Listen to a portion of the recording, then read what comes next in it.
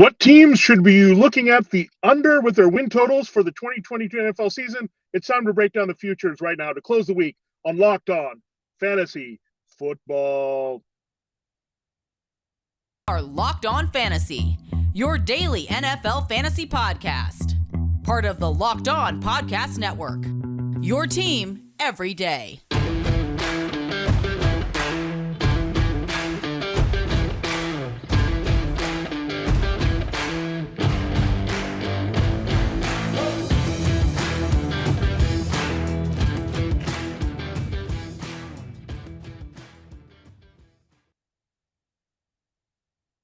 Greetings, everyone, and welcome to another edition of the Locked On Fantasy Football Podcast. As usual, I'm your host, Vinnie Iyer. When I'm not doing this, I'm writing about NFL and fantasy football for sportingnews.com.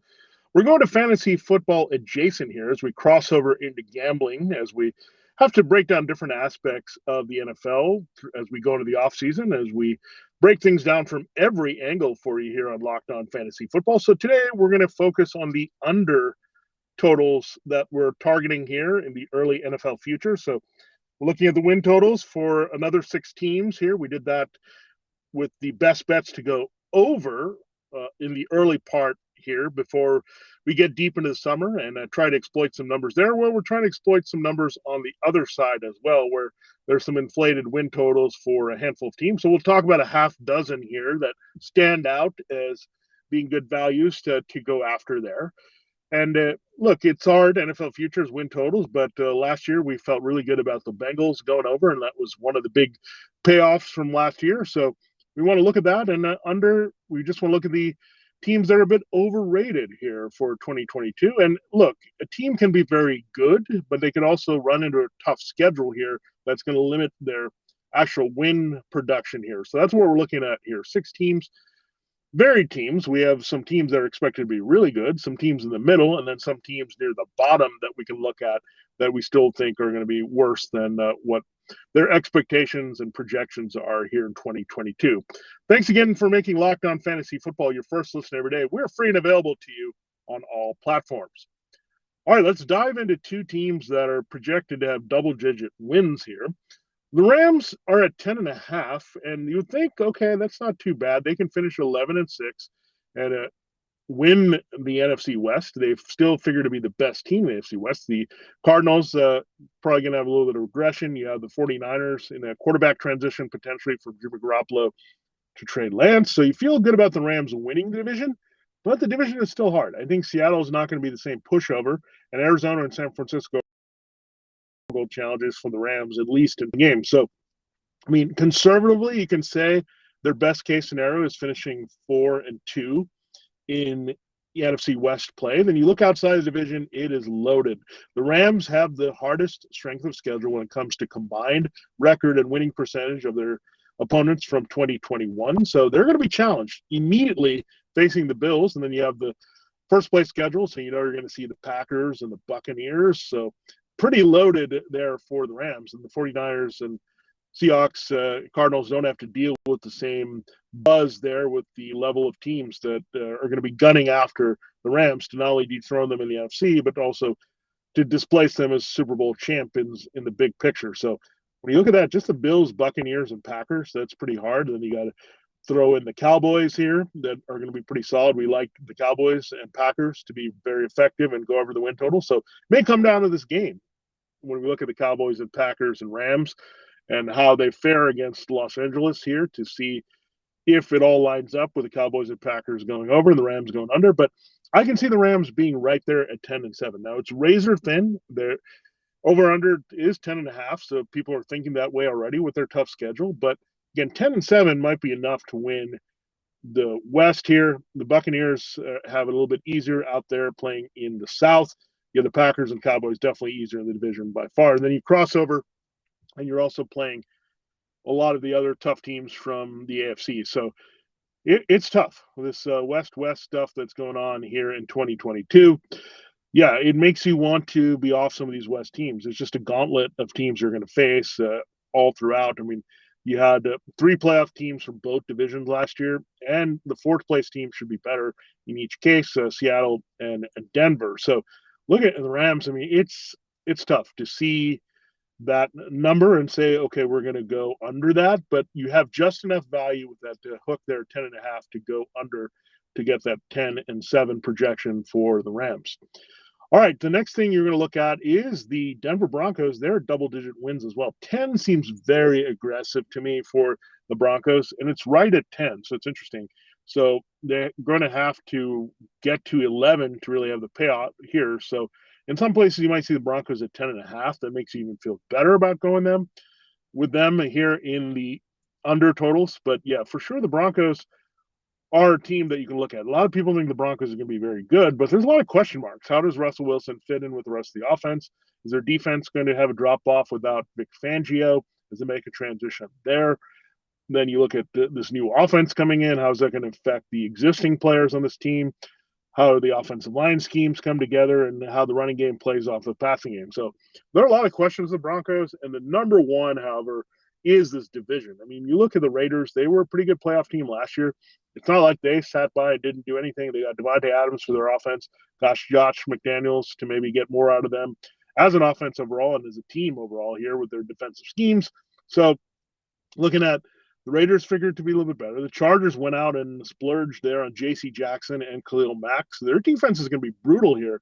And also, we know Justin Herbert is a better quarterback right now than Russell Wilson. So, and we know the Chargers Raiders. I mean, you were on the brink of having potentially 4 playoff teams from the AFC West last year. So, or 3 playoff teams, I should say. So when you look at that, I mean, the Broncos are trying to enter that mix here of 3 very good teams here between the Chargers and Raiders, and don't forget the Chiefs. You got to knock up the Chiefs. Patrick Mahomes, doesn't matter who's the quarterback now, Russell Wilson, he's owned the Broncos defense here of late and just them in general as a team, starting with his first start that he had at the end of his rookie season 2017. So really the Broncos a tall order to just jump all these teams and get to 10 wins, especially when the Chiefs and Chargers are figuring to battle out for the division. So they're going to need the Raiders to completely fall flat. And I don't see that happening necessarily. I see the Raiders and Broncos being more of a split scenario. I think the best case is 3-3, but I think it more might lean to 2-4 in the division.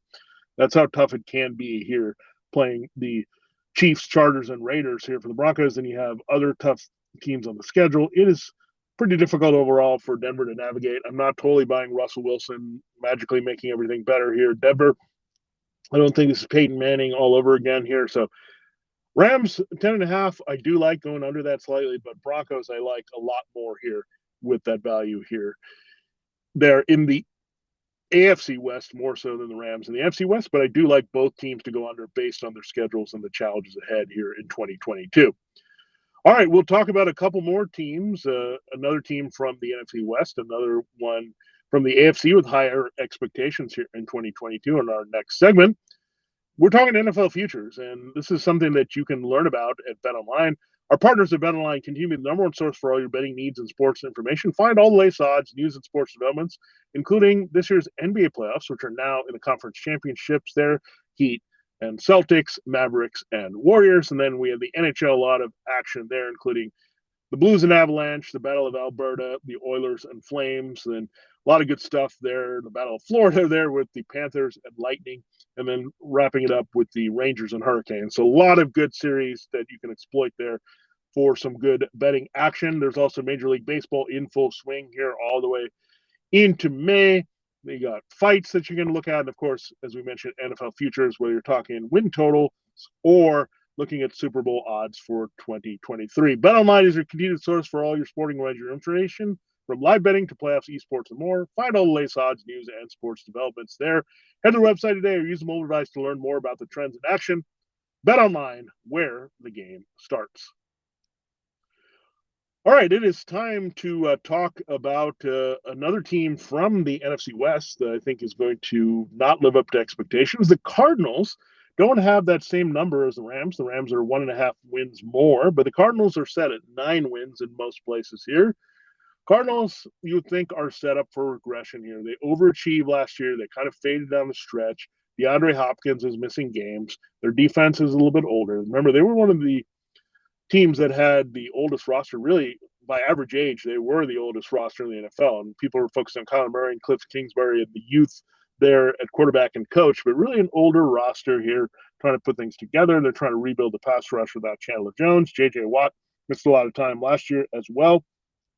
So the Cardinals, again, going through some things here with their offense, trying to figure out what they're going to do without Hopkins. They try to bring in Marquise Brown. How much does he help here?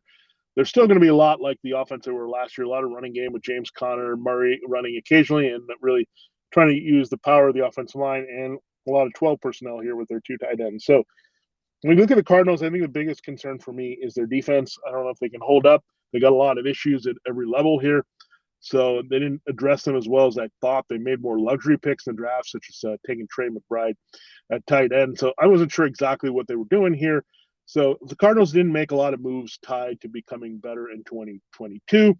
And you lose Hopkins, a big factor in how they fade a little bit offensively down the stretch with Murray. Again, Hollywood Brown can only bounce that out a little bit. And keep in mind, A.J. Green is already fading, and you already lost Christian Kirk as well. So you're basically going to be operating without Hopkins and Kirk from last year early for Kyler Murray. So I think they start slow out of the gate here in Arizona, and it's going to be a battle here for them to get going. They got early schedule results last year. Remember, they had that win at Tennessee that kind of sparked them. I don't think they're going to have that same early season success that are going to get them there. So I see the Cardinals missing the playoffs. I think they're an 8-9 team at best here. So when I look at that win total of 9, I'm really looking at the Cardinals and wanting to take advantage of that here. So playing that tough division, the Cardinals there have a brutal schedule. You talked about the Bengals, a team that you wanted to potentially avoid because it could go either way with them, having the second toughest schedule based on the combined record of the 2021 opponents here. Well, the Cardinals are third behind the Rams. So Rams and Cardinals fade. I think you might look for the better value in the NFC West if you're going to go there. I would avoid that division altogether, but the 49ers and Seahawks, if you're more interested there, have some potential to exceed expectations versus the Rams and Cardinals. All right, this is the big team that I think everyone's looking at. 8.5 wins, 9 wins in some places. The Miami Dolphins. I think looking at what their track record has been with Brian Flores would say, okay, they've had 2 pretty good seasons here. Last 2 years, they fired Flores. We know partly because of the disagreements with Chris Greer, the general manager.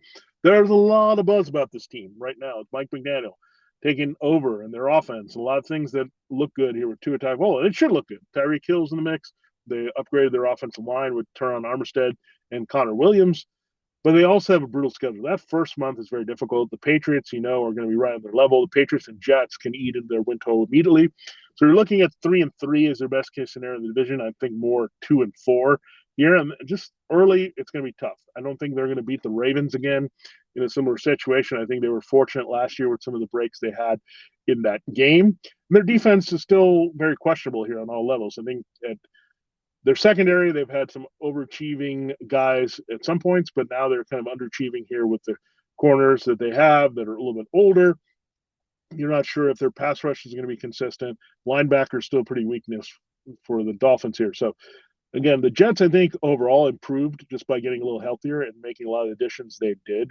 Here, the Dolphins did make a concerted effort with Hill and Armstead and Williams to get better on offense, but really it comes down to Tua Tagovailoa. Do we trust him that much? We haven't seen a lot here in the first 2 years. He hasn't been durable or stayed healthy all that well here. So Dolphins are a wary number there. So I like them, of course, if you can get them at 9 to go under, then you can feel comfortable about 8 and 9. 8.5 is still okay to feel good about that there to go 8, but 9 tells you that you can still have that little bit of cushion to get a push here if they somehow would finish 9-8 and right there on the borderline of 500. But again, 8.5, I still feel comfortable. 8.5 or 9 doesn't matter. I think the Dolphins are more a 7-10 team here this season.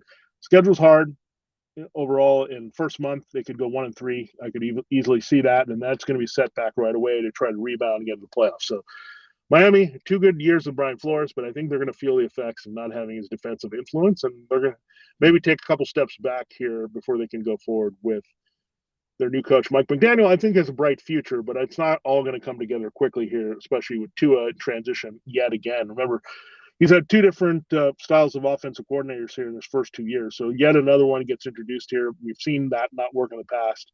Alex Smith needed time to get out of that cycle in San Francisco. Jason Campbell could never break that in Washington. So I'm not feeling it here with the Dolphins there at 8.5 or 9. I think it goes under. And again, my projection for them right now is 7 and 10. It looks like I have the Cardinals at 8 and 9. All right, two more teams we'll talk about in our final segment. Two NFC teams there that you can look at for some exploitation for under those numbers here in 2022. I love brownies, but you know what I love more? Brownie batter. Sometimes I eat half the batter just while I'm making the brownies. Imagine if you could lick that brownie spatula clean and get some protein in for the day. Well, you're in luck because Build has a new creation. This one is better than ever. It's called the Brownie Batter Puff. You heard me right. This puff takes protein bars to a whole new level, and they're available right now on Built.com. Have you tried the Built Puffs yet? I'm not sure what you're waiting for. Puffs are a chocolate-covered marshmallow protein bar. That's right, delicious flavored marshmallow covered in 100% real chocolate with only 140 calories, with also 17 grams of protein, only 7 grams sugar. Brownie Batter Puffs are the perfect pickup for any day and delicious as well. All Built Puffs are covered in 100% real chocolate. Of course, the Brownie Batter Puffs are, because chocolate and brownies go together. That means with Built, you can eat healthy and actually enjoy doing it. And you'll also get collagen protein as part of the puffs. And with that, your body absorbs that type of protein more efficiently and provides tons of health benefits for you. The Brownie Batter Puffs will have you completely forgetting that you're eating a protein bar. No need to pinch yourself. This is real life and great flavors from Built. Go to Built.com to get the Brownie Batter Puffs right now. Again, go to Built.com, use the promo code LOCK15, get 15% off your order. Use the promo code LOCK15 for 15% off at Built.com. All right, it is time to close the show in the week. Thanks for making Locked On Fantasy Football your first listen every day. We're free and available on all platforms. All right, we're going to talk about two teams from the NFC South here. It's not the Buccaneers, who have a tough schedule. It's not the Saints, who have some ambiguity here with Jameis Winston and Dennis Allen. They're transitioning there fully to those two guys as their leaders, but we're going to look at the Carolina Panthers. The Panthers are at 6 wins. I don't see how the Panthers are a 6-win team to me. They have a lot of issues here. I don't think the coaching is all that good. I think the Buccaneers are pretty solid and formidable. You also have the Saints. I think they're going to be a good candidate to go over. I just don't see the Panthers being all that good with Sam Darnold. I think he's going to fall flat here as a bridge quarterback in year 2. So 6 is maybe a little tricky here, but 5 and 12 is in the range. And if they're 5 and 12, this is going to be the last season for Matt Rule. I'll tell you that. But you have a little bit of a cushion there if they would finish 6 and 11 and get the push. But I just don't see the Panthers being all that good here with their schedule. So the recent power rankings, if you look at a lot of them, the Panthers are at the bottom. So the talent is questionable there of just trying to see if Christian McCaffrey is going to stay healthy. Is Sam Darnold going to stay healthy? What do they do there? Do they have a transition quarterback? Do they go to Matt Corral? Do they take more lumps defensively at different spots here? Are they going to underachieve basically again with Matt Rule? And I think you'd feel that way based on the first 2 years that they started out hot and they ended up cold. But here they could be cold all the way. So that's why I like the Panthers being an underwin total there. Even at the low number of 6 wins, 5 and 12 is certainly in distance of them here to get to and fall down to here. So, yeah, not buying the Panthers there with the 6 wins. I'm also not buying the Falcons at 5.5 wins. This is a very talent poor team on offense right now. Their offensive line has got a lot of first round pick capital, but a little bit dwindling expectations and returns there. Then you look at the offense. Look, there's no Calvin Ridley. There's no Russell Gage. Julio Jones is long gone. Matt Ryan is gone. Marcus Mariota trying to recreate something here with Arthur Smith from their Tennessee days. And, Mariota has a pretty low ceiling here. So think about all that. And then their defense having some issues. They've got some players there, including Grady Jarrett and A.J. Terrell, but you lose Foseta Luakan, who was the tackling machine on the back, and they're the back 7 last year. So a lot of things the Falcons are undergoing here as they try to get better. They're going to have to take a few more lumps here. So the big blow is not having Calvin Ridley. That means Kyle Pitts is on an island, kind of as their reliable receiver.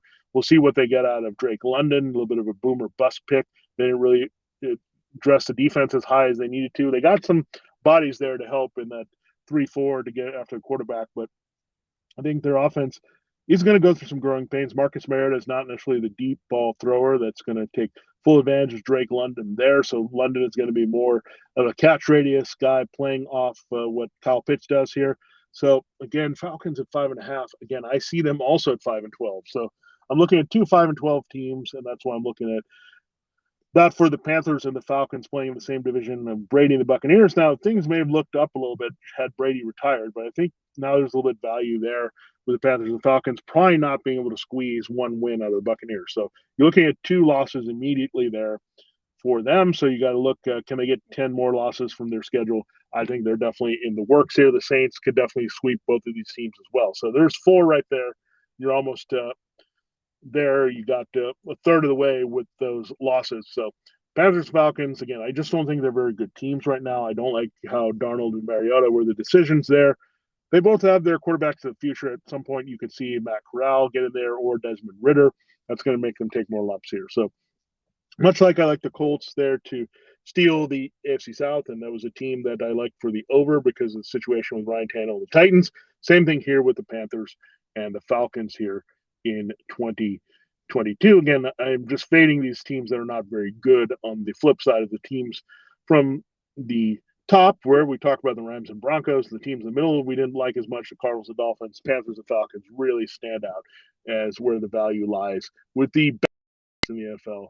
We're looking at win total unders here in 2022. Thanks again for making Locked On Fantasy Football your first listen for today. Now make Locked On NFL your second listen. The schedule is out, but there's no games yet. We're going to have to wait a while until September, but the NFL never stops, even with a little bit of break before training camp. Neither does Locked On NFL. Get insights and opinions from hosts including Ross Jackson, Chris Carter, and Tony Wiggins, plus local Locked On NFL hosts repping all 32 squads. There's no offseason for real fans, so make sure you subscribe to Locked On NFL on YouTube and wherever you get your podcasts. For Locked On Fantasy Football, have a great weekend. We'll start talking more fantasy football next week, and have a good one. And this has been Vinnie Iyer, Locked On Fantasy Football. I hope you enjoyed the show. A lot more coming this offseason to get you ready for the 2022 fantasy football and gambling season.